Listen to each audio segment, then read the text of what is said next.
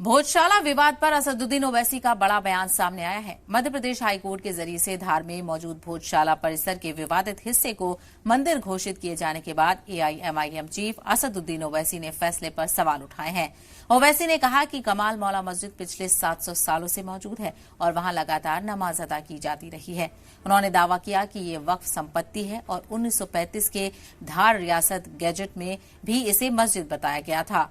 उन्होंने 1985 के वक्फ गैजेट और पूजा स्थल अधिनियम 1991 का हवाला देते हुए कहा कि 15 अगस्त 1947 को जो धार्मिक स्थिति थी उसे बदला नहीं जा सकता।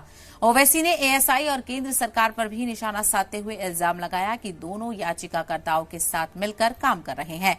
उन्होंने कहा कि अदालत ने 1935 गैजेट, वक्फ रिकॉर्ड और पूजा स्थल अधिनियम जैसे अहम दस्तावेजों को नजरअंदाज किया है।